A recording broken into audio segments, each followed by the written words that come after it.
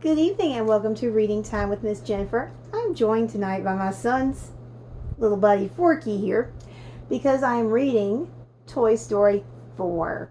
This is the little Golden Book version.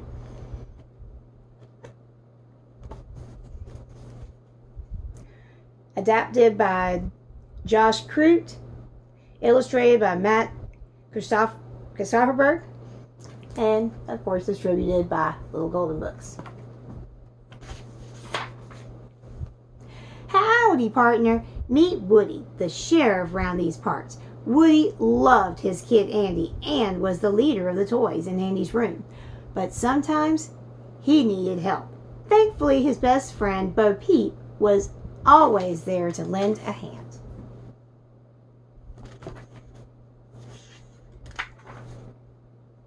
Then one day, everything changed. Bo Peep was getting a new kid, and Woody was staying behind.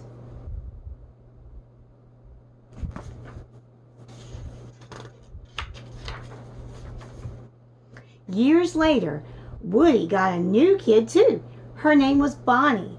At kindergarten orientation, she was a little nervous. Luckily, she had a sheriff around.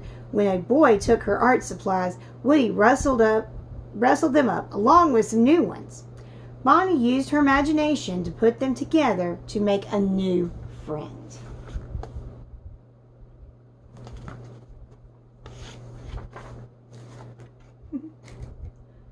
Forky!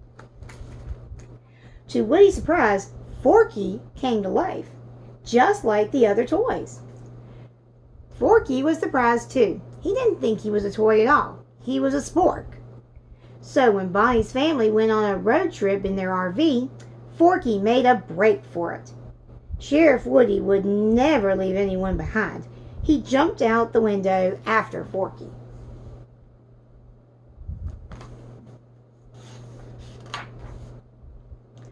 Woody took Forky to the next town to catch up with Bonnie. Then, something in the window of an antique store caught his eye. Bo's lamp.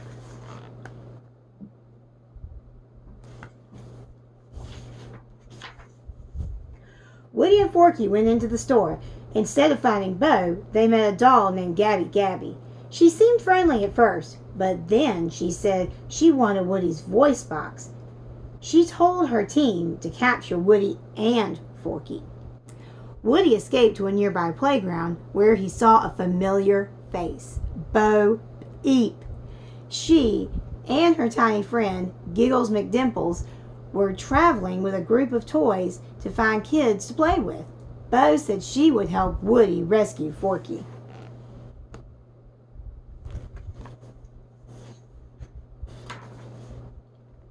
Meanwhile, Buzz Lightyear was searching for Woody and Forky.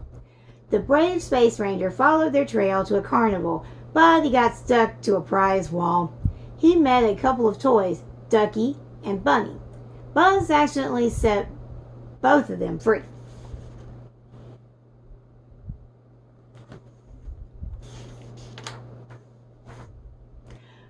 Buzz found Woody and Bo, and the whole group sneaked into the antique store. Forky was trapped in a tall cabinet. The store's cat, Dragon, roamed the aisles looking for stray toys to gobble up. Then, the friends had to figure out a plan. Bo found Duke Caboon, Canada's greatest stuntman. He would help rescue Forky, as well as Bo's sheep.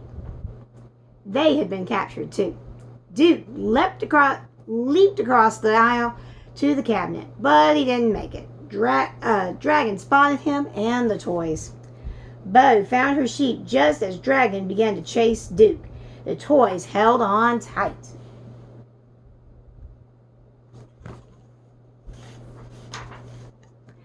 They made it out of the store, but Forky was still inside. Most of the group was too tired and scared to try a new plan. They decided to leave. But Woody needed to get Forky. He made a deal with Gabby Gabby. In exchange for Forky, Woody gave her his voice box, and he would take her to Bonnie so she could have a kid too. The toys returned to help Woody and Gabby Gabby. But there was only one way to reach Bonnie. They went to the carnival and rode to the top of the Ferris wheel. Then they tied a long string around Duke's bike. Duke took a deep breath, revved his engine, and soared over the crowd.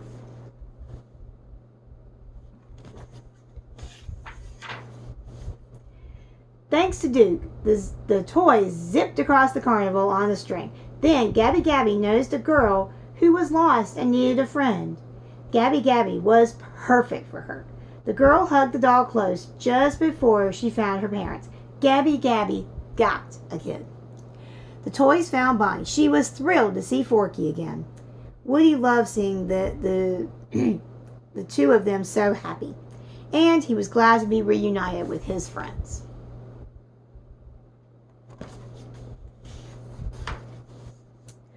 Woody realized that lost and lonely toys were everywhere, and he wanted to help them. He knew that with Bo and their friends, he could accomplish anything. The end. I hope you guys enjoyed that story. And remember, Bonnie created Forky to not only give her comfort in an uncertain time, but also using her imagination. So I hope you guys can use your imagination and come up with something fun to do, even when you're stuck inside. Have a great one.